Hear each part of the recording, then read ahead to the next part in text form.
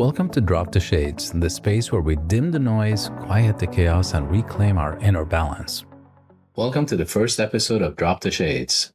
I'm your host, Dr. Joseph Elisha. This is the place where the noise fades, the lights dim, and you get a chance to step back into yourself. Today, we're asking a question that every one of us has needed to ask at least once before. How do you come back home to you? Because somewhere between responsibilities, survival, and expectations, most of us wander far from who we are. We lose touch with ourselves. We don't lose ourselves suddenly. It's never a cliff. Rather, it's more like a drift. You say yes when you mean no. You push through exhaustion because that's just life. And you hide parts of yourself to avoid conflict. You wear roles like costumes because they make other people comfortable. And after all, you are trying to please everyone. And one day you look up and you can't even remember the last time you felt like you. Not the polished version, not the professional, not the parent, the partner, the friend, or the fixer.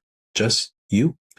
And when listeners write in, they often say, I don't even know where to start. So today we start simple. We start by dropping the shades. Dropping the shades isn't about running away or putting your head in the sand. It's about creating a moment, a small pocket of silence, a pause, where the world stops tugging at you. Picture this. You step into a dark room. The lights go off, no screens, no to-do lists, no distractions, no pressure to be on. And it's just you and your breath. This moment is where you begin your return. Because when everything else goes quiet, the truth gets loud. Ask yourself, what emotion have I been ignoring? What part of me have I been putting on mute? Why have I been rushing past my own needs? Those are critical questions. And you don't need solutions yet. You just need honesty. And honesty is the doorway home. Coming back home isn't soft and pretty. Sometimes it's uncomfortable because the parts of you that have been neglected tend to speak the loudest. Remember, the body keeps the score. Maybe it's grief you've never processed. Maybe it's burnout you pretended wasn't burnout. Maybe it's a loss of a version of yourself you've outgrown. And if you're like most people, you've learned to push these feelings into the background because you just don't have the time. But here's the truth. When what you avoid doesn't disappear, it waits. It accumulates. Coming home to yourself means turning toward the things you've been turning away from. Not all at once, not dramatically, just honestly. Now here's the part we don't talk about often or enough. Every time you drift, you eventually have to reintroduce yourself to the person you've ignored. Ask, what actually calms me? What genuinely interests me? What do I want more of? What do I need less of? And what values are my non-negotiables?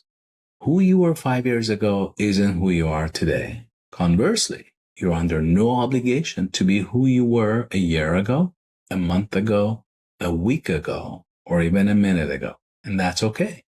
Coming back home means meeting yourself again, without judgment, without comparison, and without apology. So what does coming home look like in the real world? It looks like setting one boundary, even a small one, saying I need a minute without guilt, saying no more often. Because saying no sometimes means saying yes to yourself. Taking 5 minutes in your car before walking into the house, journaling one honest line instead of a perfect page, choosing rest before productivity once in a while, letting yourself disappoint people who expected you to abandon yourself for their sake. Coming home is less about what you do and more about what you stop sacrificing. When you protect your inner space, you reconnect with your inner voice. So if you're listening to this and thinking, I don't know how to come back to myself, then let this be the moment. Right now, right here, drop the shades. Let the world dim, let your breath slow, and let yourself return gently, quietly to the person you were before life got loud. Because home isn't a place. It's a state of being. It's a feeling. And it's been waiting for you. Thank you for stepping into this space with me today. In this episode, if this episode helped you reconnect, share it with someone who may need their own moment of silence. Until next time, keep dropping the shades.